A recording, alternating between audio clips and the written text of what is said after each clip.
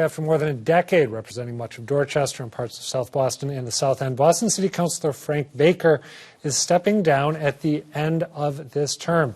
On November 7th, John Fitzgerald and Joel Richards will go head-to-head for his 3rd district seat. That's after early voting, of course. Joel Richards is a pastor and a former Boston public schools teacher, and he joins me now to talk about his candidacy. Joel, thanks for being here. Well, thank you for having me, Adam. Thank you. So you announced that you were going to run for this seat before Frank Baker said he wasn't seeking re-election, correct? Yes, that is correct. What was it that made you decide you wanted to take him on? So, the redistricting happened, and the problems that we're going through right now are urgent. It doesn't look good to put on lit, but I'm suffering too, is usually like the things that I think about, right? Like when I think about the failing schools or the crumbling infrastructure around schools. I have 2 kids in 2 different schools with the same start time and different end time. And that is a common story among Boston parents. That is not a recipe to keep Bostonians in Boston. My friends are consistently leaving the city for 2 reasons, either because of the schools or because they can't find anything to buy in this city.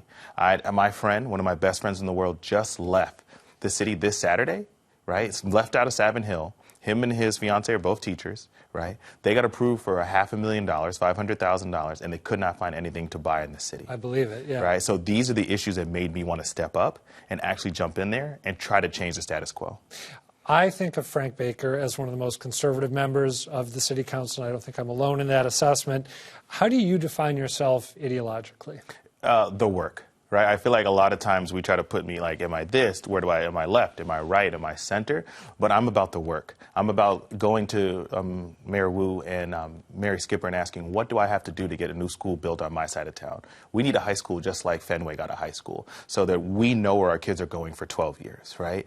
That's my ideology, right? Like, what does it take to unite parent groups, no matter what you believe nationally or what you believe theologically? Because we all need a good school, correct? When it comes to housing, we want all neighbors to be able to stay here and afford to live in the city that they love. So I feel like if you want to put me in any box, put me about the work. Okay, I'm gonna ignore your advice just really briefly. Are you a member of the Democratic Socialists of America? Yes. Okay, just wanted to make sure I got that in there. What's the first piece of legislation that you'll file if you're elected? The first thing is okay, I'll say this. The first thing I want to do is actually move municipal funds, invite policy experts, housing experts into my office to help me write legislation that uses municipal funds to purchase the rundown houses, abandoned houses, and slumlord houses, and actually develop them for families. I want to get project managers on these projects to use smaller developers, local labor, right? People in this city that are right now not able to get into the real estate game because of the high margins, right? And actually use municipal funds to subsidize that and get local developers in on this so that we can have units that are 300,000, 400,000, and 500,000, right? Because we want to be able to keep our families in this city. A lot of people would be happy to have a chance to buy at that price, I know. I want to ask you about a couple votes that the council has taken recently. They voted just this past week to change the name of Faneuil Hall. It's not a done deal because the council doesn't have the authority to change that name, but they want to change it given Peter Faneuil's history as a owner of enslaved people and someone who trafficked in enslaved people. How would you have voted? I would have voted yes. But once again, I feel like this is an argument that's used to divide us, right? But I would have voted yes. Okay. And they also backed Mayor Wu's plan to sweep tents at Mass and Cass, which I think is going to be happening at the start of next week. Is that the right move? So it's a punitive move, right? And so it needs to happen because the people in the South End don't feel safe. They don't want to come out of their homes. They see people sitting on their stoops. Their kids are picking up needles. But only thing I would have added to that, instead of arguing about it, I would have added that we need to start hiring hundreds of social workers a year to mitigate our homeless factor, right? You don't get to Mass and Cass overnight. You don't end up on the streets from Monday to Tuesday. This is years and years of falling through the cracks. This is years and years of failing out of school. This is years of suffering with mental health, right, or depression, or food loss, or falling behind on your rent, right? So we don't have a system, right, a social structure to keep people off the street. So to simply clear the tents, they're going to come back or they're going to move to another neighborhood and it'll just be someone else's problem, right?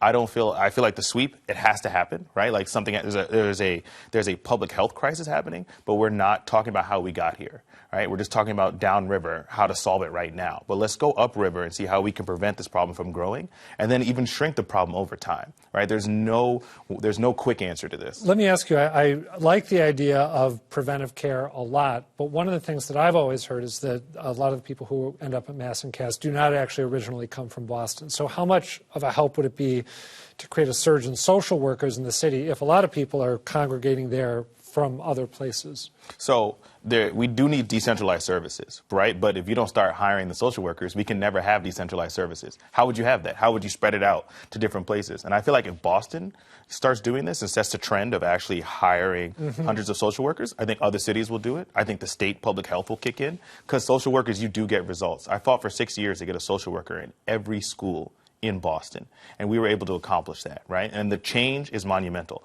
It's a Band-Aid on a bullet hole. We need more social workers, more counselors, and more therapists, but this is a huge move in social justice, right? So if we actually start hiring the social workers, we'll mitigate the factor. And they're coming anyways, so to say like, oh, we shouldn't do this, right, doesn't really make sense. 2 super quick questions. Let's make this one the quickest. The governor has just proposed making it easier for municipalities to tax high-end real estate transactions to build affordable housing, the so-called transfer tax. Would you like to see that in Boston? Yes. Okay. Last question. We got about a minute and 20 seconds. You are a pastor. I'm curious, in the time we have left, how does your faith inform your approach to politics? Oh, very much, because it's about the work. The Bible says the harvest is plenty and the laborers are few, right? God calls us to really make a life for everyone around you that is fruitful, where they could be the best person that they are. And I want to be that person. I want to love my neighbor, right? I want to build new schools on our side of town. I want to start hiring hundreds of social workers, right? So people can get the love and the care that they deserve. I want to actually, right, get housing that middle income and laborers can actually afford. People that go to work every day so they're not stuck under rent, right? These are personal issues to me. My mother-in-law cleans banks at night to afford the rent because her landlord jacked it up on her, right? And she stays in the city to help raise her grandkids, right? And that's not fair to her to have to pay, especially when the rent was probably $9.50 2 years ago, right? And now it's almost $3,000. All right. Joel Richards, thank you. Good to talk to you, and good luck in the home stretch of the campaign. I appreciate it. Thank you.